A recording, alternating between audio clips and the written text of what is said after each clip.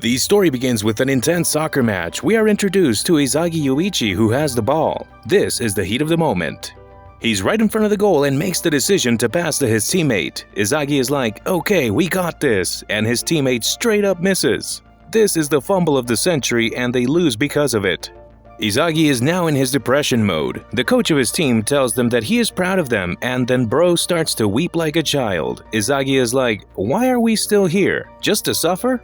Isagi is totally broken down and sad because this was his dream. Basically, since he was a child, he wanted to be the best soccer striker and win the World Cup. Golden Ball and France striker Noel Noah has been his role model since forever. Basically, it's the plot of My Hero Academia is just soccer instead of superpowers. Isagi even says the one for all and all for one line. Wait, am I watching the right show? Okay, never mind. So Isagi just yelling and crying in front of a bunch of kids because he's sad. Very stable behavior from our dude Isagi. Then Isagi receives some good news when he got home. He starts to eat dinner with his parents and his mom gives him a letter that says he is now officially a certified athlete and is invited to a special facility. The following day, Isagi goes there and meets the white-haired Kira. No, not the Death Note Kira, the nice soccer player boy Kira. The two go inside the facility and that is when things get weird. Inside a giant room there are a lot of dudes, like an uncomfortable amount. All of them are soccer players and they all seem to have gotten invited like Isagi. Suddenly the lights all turn off and it's pitch black. This is always a good sign. Suddenly on stage comes a man. So we are introduced to Igo Jinpachi. He is the one who selected the 300 soccer players and invited them here. He also has the worst haircut of 2022 by far. Igo was hired by the Japanese Football Association to make sure they win the next World Cup. So now he is here to form the best team possible. Igo Jinpachi, being the weird dude that he is, has basically designed a prison called Bluelock. In this prison, these 300 players will all compete and only one of them will become the lead striker in the Japan soccer team.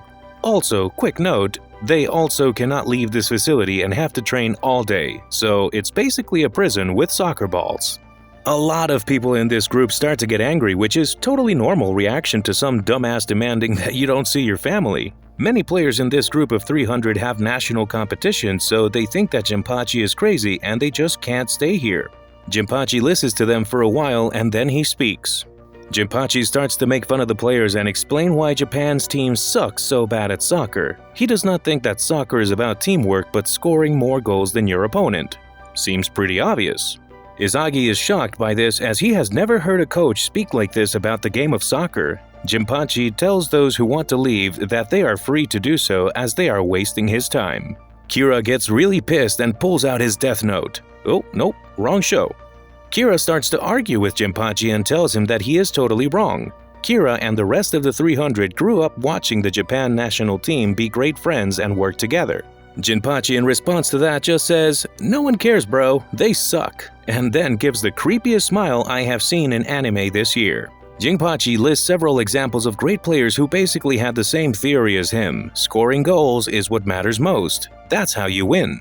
Jinpachi thinks that the Japan soccer team has been so focused on teamwork they forgot how to win.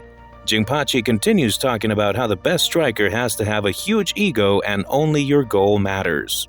Isagi is listening to this and getting more hyped. Isagi is the first one who runs and goes to be part of Bluelock and then many others follow to prove themselves. Our boy Isagi went from, "Aw shucks, the team is what matters" to, "Whatever, I'm the one."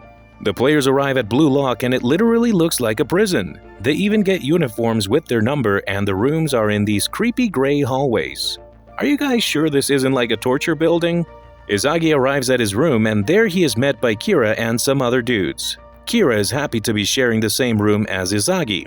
Isagi almost steps on a dude who is literally sleeping on the ground. Yeah, these players are all freaks, aren't they?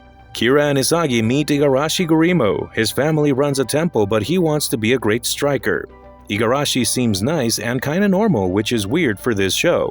Anyway, after all the players get dressed in blue outfits, Jinpachi once again shows up on a big screen. He tells them that the players who are in the room with them are their teammates. Also on their shoulders is their rank number. Our boy Isagi is ranked 299 out of 300, which is a great start. And so the first challenge begins. All the players that are in the same room have to play a game of tag with the ball. Whoever gets hit is the one tagged. Also, side note, Jinpachi tells the boys that whoever fails at the Bluelock will never be allowed to play for Japan. That's insane. So remember when I said that Igarashi seems like a nice guy? Well, that was a lie. Dude just straight up a psycho and starts to attack everyone with the ball. He even attacks the sleeping kid. That does not go over well. Suddenly, the kid wakes up and full force hits Igarashi in the face with his legs. Kunigami Renosuke steps in to stop the conflict, but Igarashi uses this chance to hit him with the ball. Kunigami is now pissed off and goes after Igarashi. Igarashi is super scared. Igarashi, being the dumbass that he is, uses Isagi as a human shield so that he can get hit.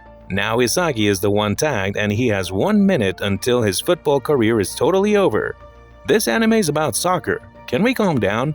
This is too much. Isagi goes after the players and they all dodge his strikes. He is feeling more anxious as there is little time left. Soon, a miracle happens. That idiot Igarashi injures his leg and is totally on the floor. Bro starts saying, "Time out," like this is second grade. Isagi sees his chance and he prepares to kick the ball at Igarashi. But our protagonist, Isagi, is too good for that. He feels sorry about ending someone else's career and especially someone so weak as Igarashi. Isagi starts to sweat as there is less and less time. What is Isagi going to do?